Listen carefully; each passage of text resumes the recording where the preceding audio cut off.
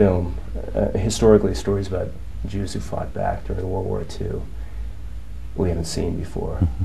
And I'm just wondering if, I remember there's a certain kind of mythology about this as a kid, hearing these stories, Mm-hmm. and I'm wondering if that's anything that you experienced as a younger person, if that kind of led you to this project. Very much. I mean, I was raised in the Midwest in the late 50s and the early 60s, and as a kid, World War II was very important in the mythologies that we heard. We heard of PT 109, and that was played by Cliff Robertson, and the Leatherneck Marines, that was John Wayne, and Gregory Peck seemed to play everything else at the the Guns of Navarone and Steve McQueen and The Great Escape. It was very central, and we played those games on the playground.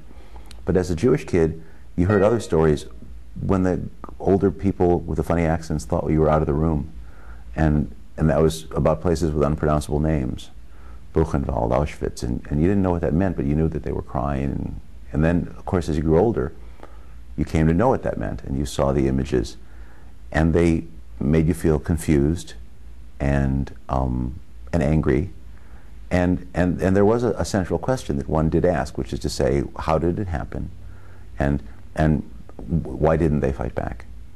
And as you grow older, of course, you learn there are a lot of reasons why they couldn't fight back, that they were a stateless people, they had no access to weapons, there was a very carefully, brilliantly executed plan to try to, exterminate them.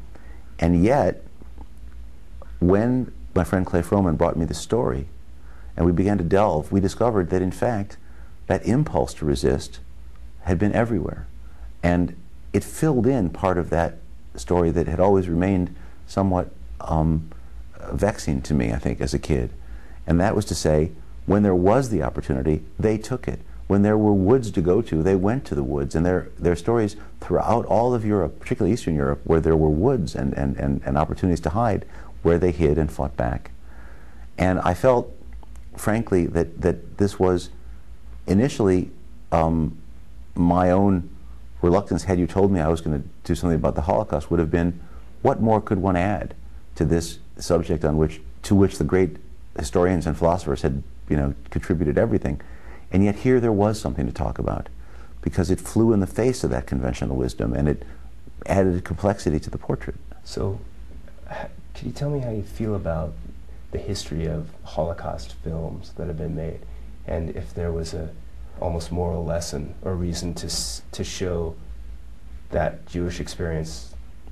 Well, I mean, I couldn't set out to tell this story without having first heard the story. I think it was the awareness of this story, and then as it led me to hear other stories, to realize this was a whole field of scholarship and of stories that one could really add to the understanding, because it's too easy to think of an entire culture as monolithic, as being only one way, and it's far too easy to add to that sort of collection of images. Much more interesting to add more counterintuitive images to it. I heard it took 10 years to get this project from script to screen. Can you talk about some of the hurdles you had to jump? Well, it's a difficult thing these days to do a drama for Hollywood. You can do it in a little independent movie, but if you want to do something at scale, it's very, very difficult. And I've been lucky, and luckier than most, I think, to have done a few of them. But they've been very hard to get people's interest to do. In this particular case, it wasn't until Daniel became a star, and it wasn't until my movies had done particularly well, the last few in Europe. We financed the movie entirely in Europe.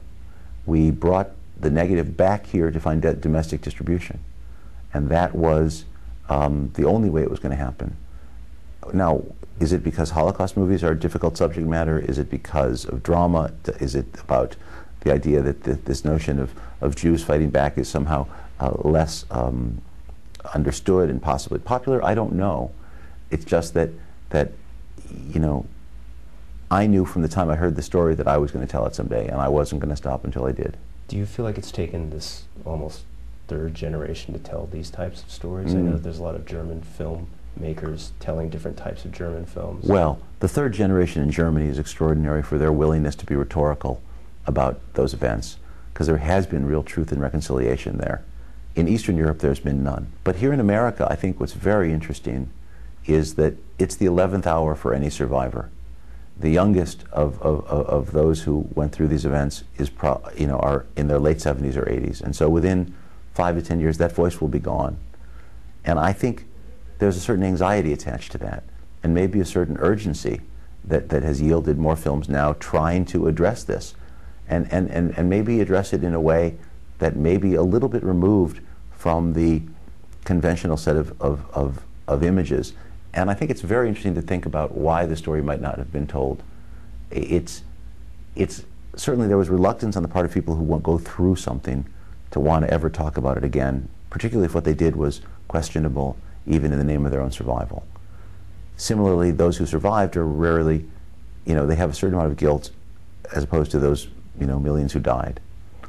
But there's something else which is very interesting, I think, and it's been very important in Jewish culture to create the remembrance of the 6 million who died. And that has led to the perpetuation and the constant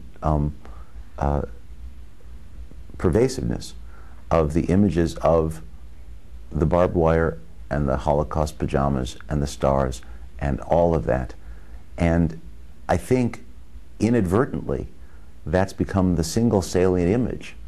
And I think it was very important to really ameliorate that with other images, because the Warsaw Ghetto wasn't the only place that Jews resisted. It was so many places, and I think that's another reason why that misunderstanding has taken root. Oh, I read the weather was an issue. It was was nasty. Look, it's really hard to make any movie, and it's particularly hard if you're outdoors every day. It was cold. It was wet. But then again, we were making a movie about people who were cold and wet, and it gained something for that. It let us bond together as we suffered, but it also humbled us to think of the people who had really done it. And damned if we weren't going to be able to bear up under it when these people had borne up under so much more. So that was, was that something that the actors seemed to use to? Yeah, when you're holding a metal Schmeisser in your hand and you're trying to load it, right? And your fingers are sticking to the metal because it's so cold, or you're trying to dig in ground that's frozen. You're supposed to be digging in the scene.